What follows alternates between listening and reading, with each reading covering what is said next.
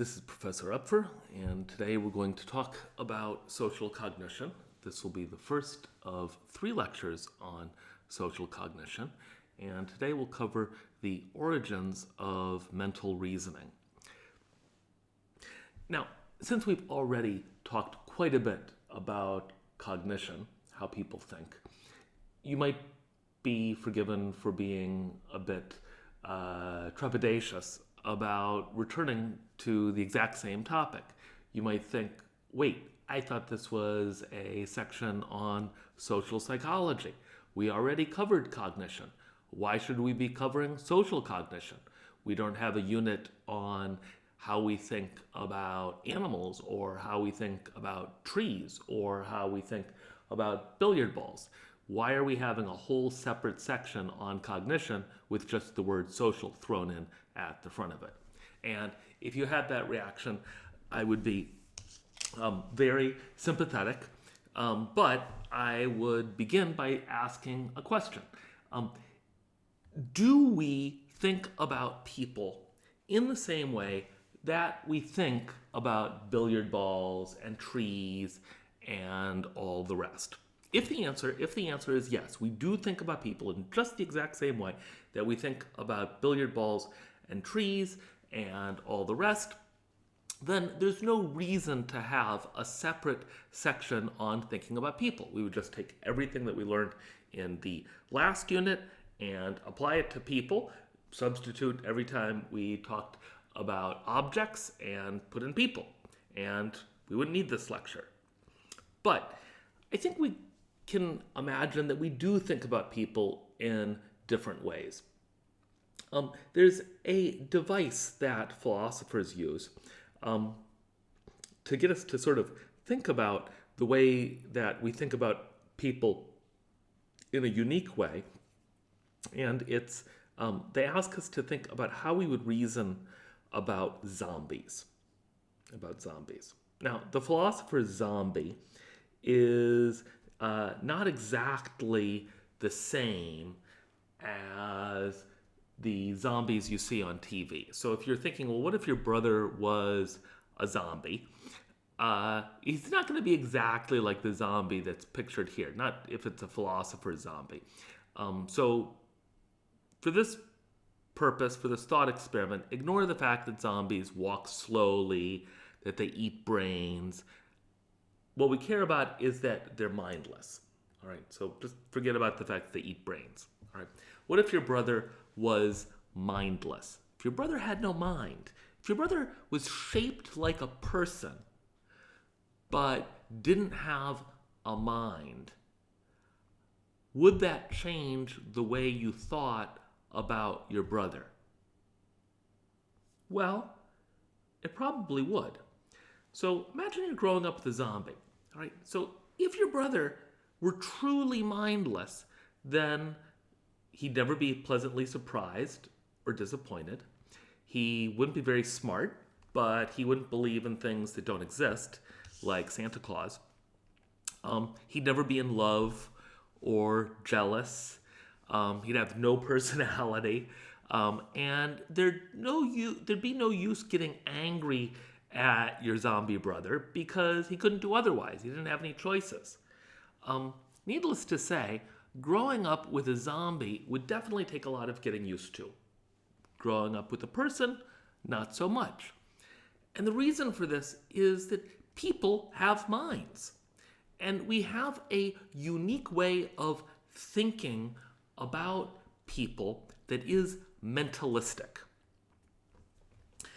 As a way of thinking about what is a mentalistic conception of other people, what the philosopher Daniel Dennett has called the intentional stance, is illustrated in this diagram. So when we observe a person engaging in an action, so they hit, or they grab, or they accept, or they get, or they search, or they attend to, when we look at the reactions that a person has to a certain situation, maybe they're happy, or sad, or angry, or surprised, or puzzled. All right, we see these as being caused In fact, we would say that both a necessary and sufficient cause of these actions and reactions are a person's beliefs and their desires. Their beliefs are partly formed by their perceptions, what they see, hear, smell, and so forth. That affects what they believe, suppose, know, expect, doubt, suspect, and so on. Right? And of course, a person's actions and reactions are partly influenced by what they desire, by what they want, or wish, or hope, or ought, or should do. And those desires are partly influenced by basic emotions and physiology, what we love and like, what we hate and dislike, what we fear and hunger, and so on. Right? This is what's sometimes called the naive theory of mind. This isn't a theory of mind that I would necessarily want to endorse as the expert psychologist's view of how the mind works. For example, we know that part of our emotional reactions are determined by our beliefs. So there should be an arrow going from belief to our emotions. Right? The other thing about this is that not all aspects of the theory of mind happen to occur to us all at once. Take an example. Let's suppose that you know that Jack and Jill go up a hill. Okay, so why did Jack and Jill go up a hill? Well, if you know the rhyme, you know that it's to fetch a pail of water. Okay, but why did they go up a hill to fetch a pail of water? Now, if you're like most people, you might think, well, Jack and Jill went up a hill to fetch a pail of water because they wanted water. Okay, that's true. They wanted water. That's their desire. But why did they go up a hill? I mean, if I said Jack and Jill wanted water, therefore they went down a hill, wouldn't that be possible? Or maybe they ignored the hill at all and went someplace else. If they wanted water, mightn't they do that too? And the answer is yes, of course. It depends. It depends on where they believe the water is. If they believe the water is up the hill and they want the water and they believe that the water is there, then they will go up the hill to fetch a pail of water. But if they believe that the water is not on the hill, it's down the hill, or it's around the hill, or it's someplace completely unrelated to the hill, then their belief will cause them to act in a different way. Then there's this other thing. There's these arrows that you see in this diagram. The belief, and there's an arrow going back to belief, and a desire where the arrow goes back to desire. And that's because we don't just have beliefs about where a pail of water is, we also have beliefs about beliefs. So I believe that you believe that I am giving a lecture. I desire that you desire to want me to finish the lecture, and so on. So the idea is that you can have beliefs about beliefs, you can have beliefs about beliefs about beliefs about beliefs, and just it goes on and on. It's what's called recursive. And this theory of mind, all right, seems to be a natural part of how we interact with other people. All right, this is the foundation of what social cognition seems to be, is this mentalistic conception of others. All right, and what some psychologists have argued, is that this mental conception of people, this theory of mind, is maybe an innate aspect of human psychology, like language. Not necessarily that we're all born with a mental conception of people, but that we are born with a disposition to form a mental conception of people. And this idea has been built around a couple of different kinds of findings. One is that there is evidence that this mental conception of people is a uniquely human ability. Second is that it is present in infants even before they can understand language. And the other is that it appears to be in part genetically based. So let's go over a little bit of this evidence. All right. So when we look at the origins of social cognition, And we say, all right, is there something about our genetic endowment that makes only humans capable of engaging in it? Well, this is a question that the chimp researchers Povinelli and Eddy wondered um, when they were interacting with chimpanzees at their laboratory at New Iberia in Louisiana. And what they did is they test this idea, they trained 4 to 5 year old chimps to beg for food from one of two people, the one who had the food to give.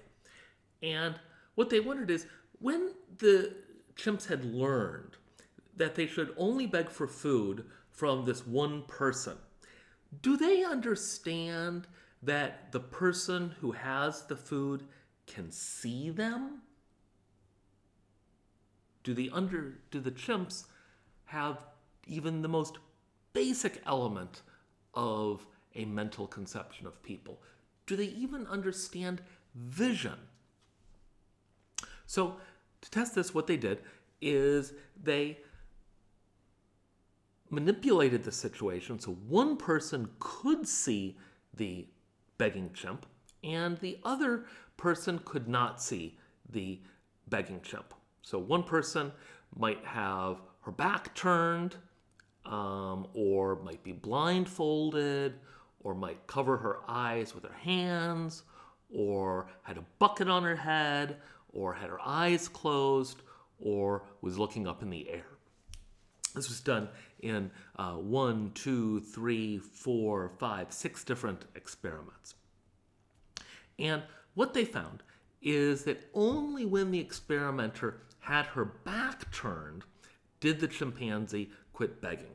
All right, so if the experimenter had a bucket on her head, the chimp would still beg, even though the person could obviously not see them.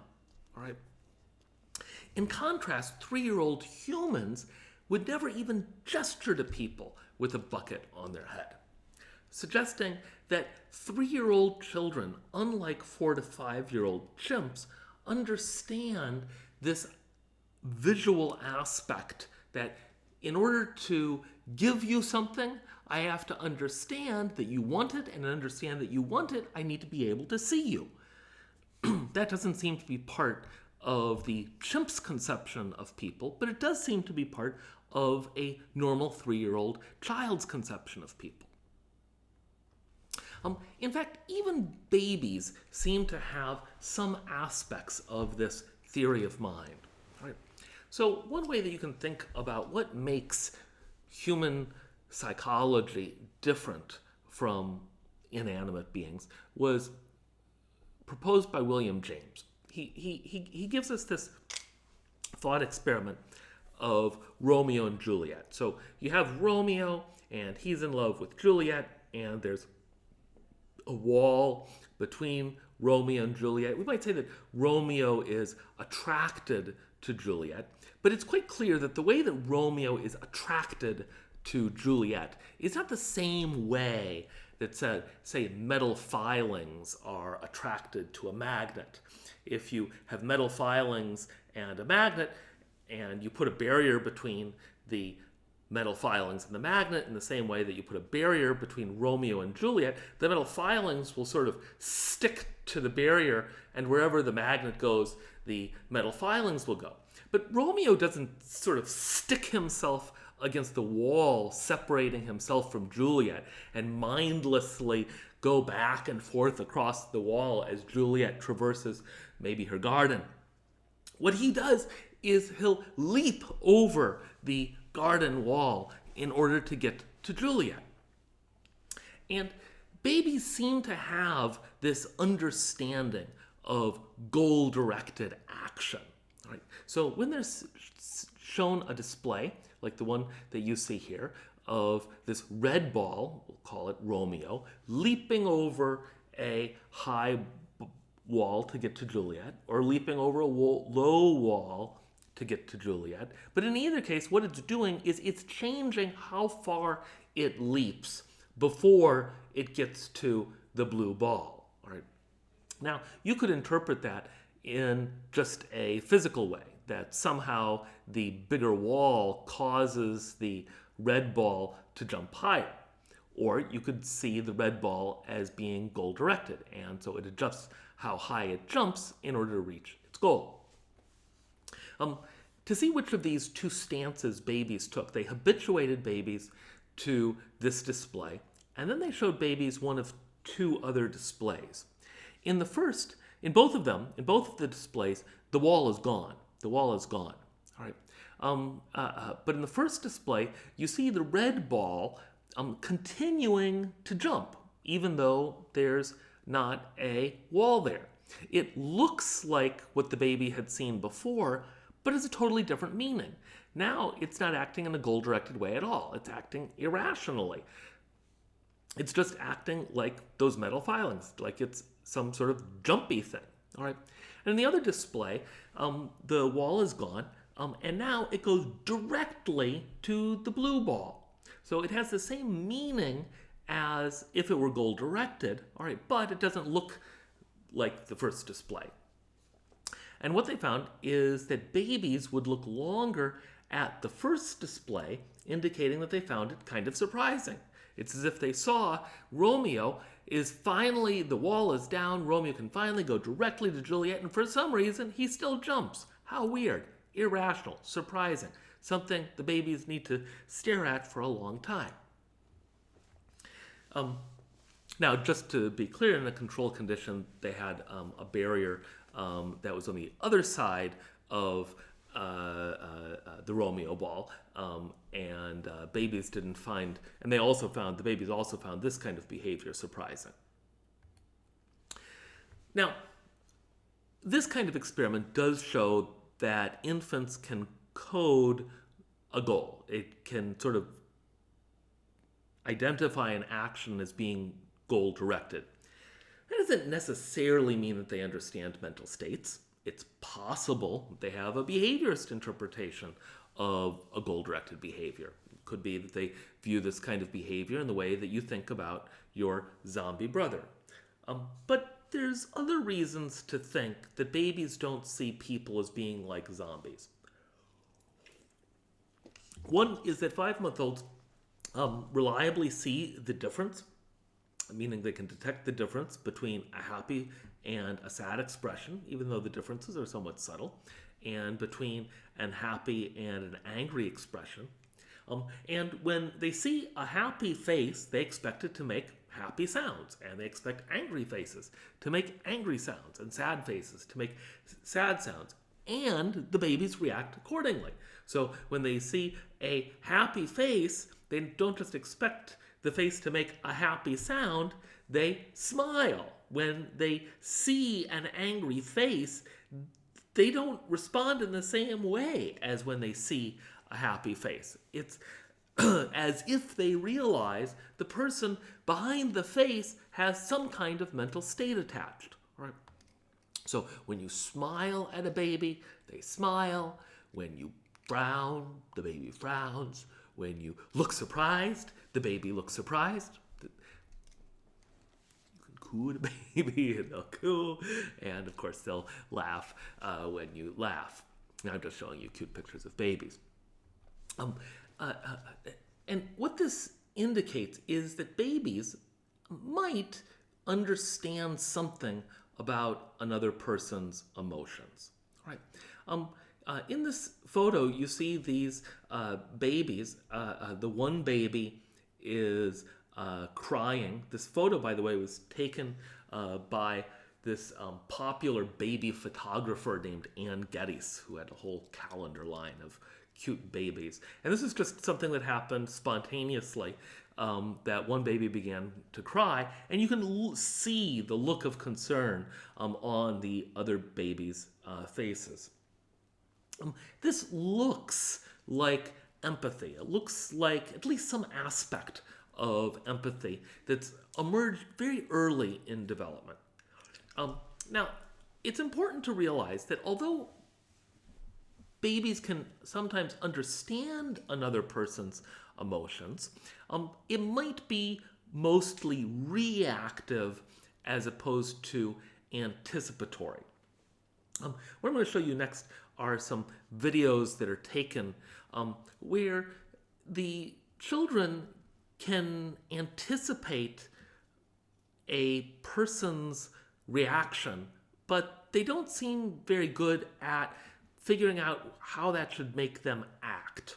All right. So here's a 5-year-old.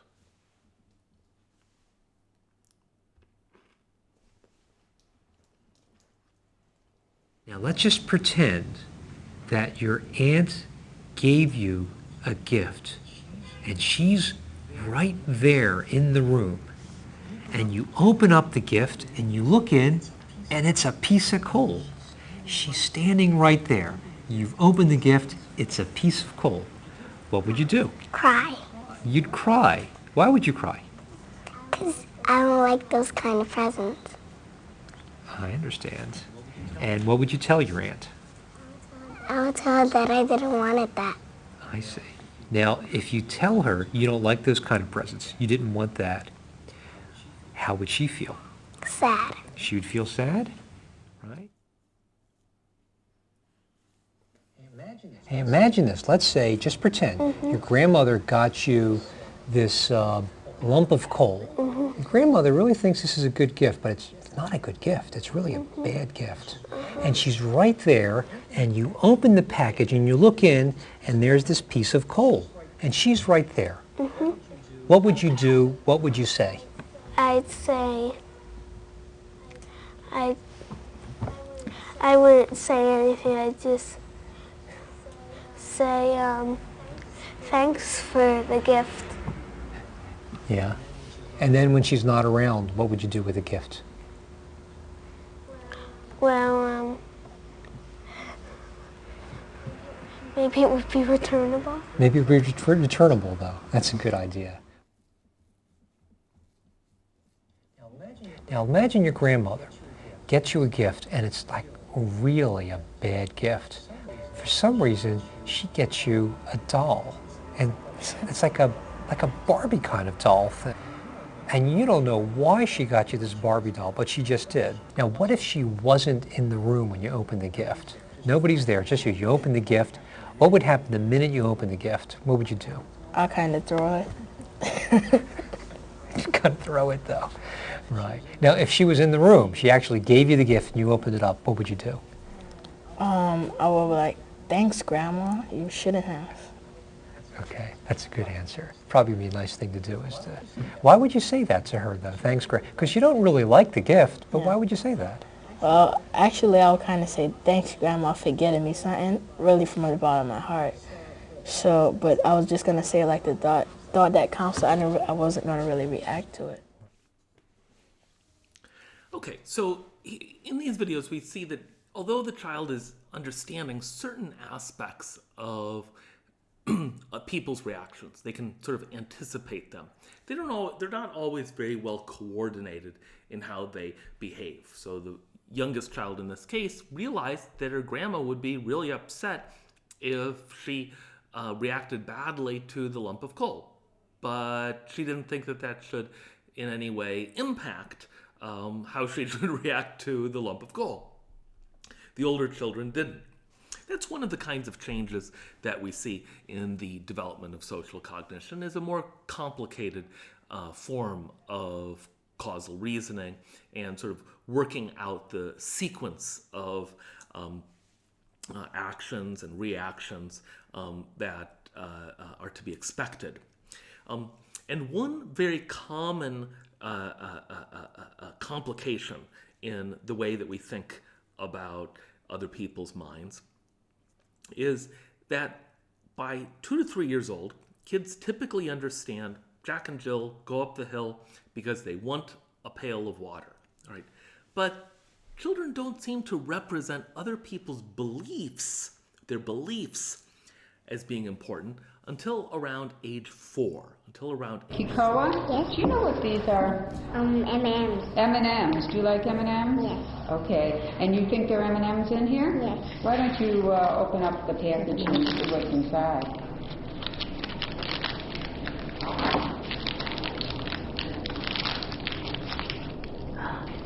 What is that? Pencils? Is that weird? Right now, let's put the pencils back in the bag and call your dad in.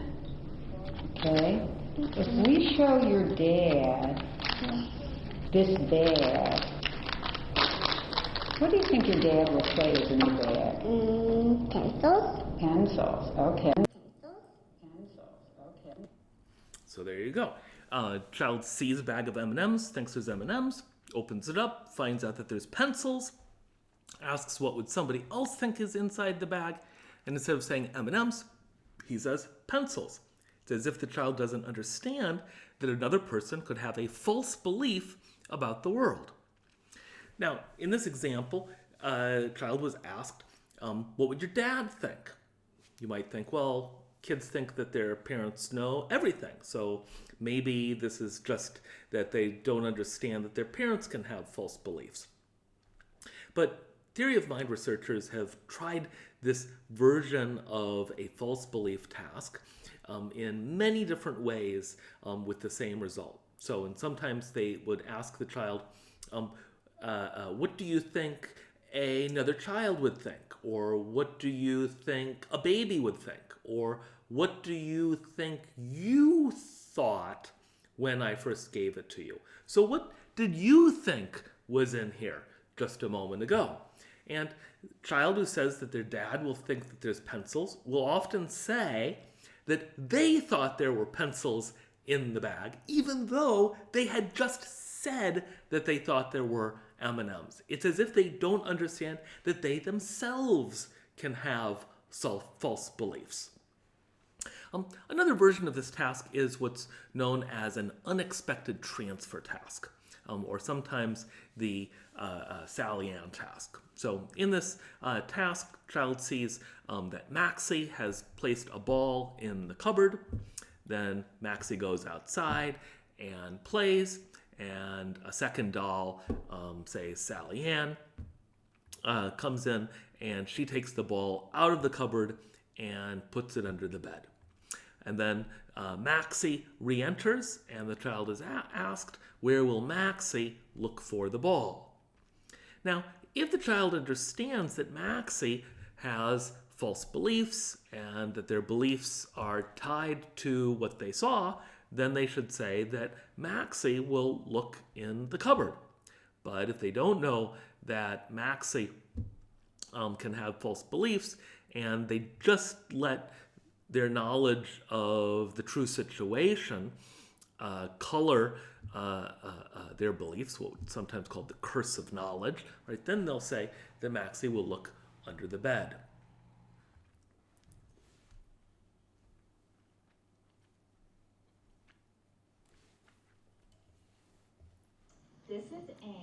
This is Anne, and this is Sally. And this is Sally and Anne's basket and box. And one day, Sally and Anne were playing with a block in their house. And then Sally decided to put the block in the box. And then she decided to go outside and play where she couldn't see or hear anything, right? Yeah. Okay. Now, Anne, that tricky Anne, decided to take the block and put it in the basket.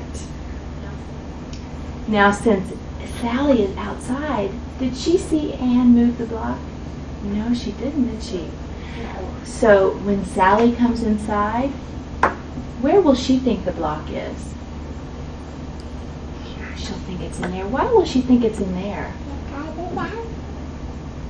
Because it's in there. Okay. Jack, this is Anne, and this is Sally. And these are Sally's basket, Anne and Sally's basket and box. And guess what? One day, Anne and Sally were playing with a block in the house. And then Sally decided to put the block inside the box. And then Sally decided to go outside and play, where she couldn't see or hear anything that was happening inside. Bye, Sally. Well, that tricky Anne, guess what she did? He took it out of the box. She took the block and put it in the basket. Now, did Sally see Anne move the block? Because she was outside That's right. swinging. That's right. She didn't see. So when Sally comes back in, where will she think the block is? In there, but it's not. It's in there. So she'll think it's in the box. Why do you think she'll think that? Because she put it there. There you go. Now, what's interesting about this is although a typical 4-year-old will pass this false belief task, it's interesting to take a task that is nearly an identical version of the false belief task, but doesn't involve any mental states. And a good example of that is the false picture task. So in the false picture task, an apple is placed on the table, and then the experimenter will take a Polaroid picture of the apple. So now the picture comes spitting out of the camera, and the picture is placed face down where the child can't see what is on the picture. And then they remove the apple and replace it with a banana. Then they ask the child, what object is going to be on the picture? All right, so this is just the exact equivalent of the false belief task, except the representation here is not a mental representation, but a pictorial one. And what's interesting here is that normal 4-year-olds do a little bit better on the false belief than the false picture task. But the interesting thing is that children and adolescents with autism not only do better on the false picture task than the false belief task, they do better on the false picture task than normal 4-year-olds, but do worse on the false belief task than normal 4-year-olds. Well, this has a potential implication. The implication is that false belief and false picture reasoning depends on distinct neural mechanism. That there's a false belief mechanism that's impaired in autistics and young children, but not older children, and a false picture mechanism that is spared in autists, young children, and older children. Now, to test this more directly, Saba and Taylor gave normal young children a false picture and a false belief task and examined the areas of the brain that were activated.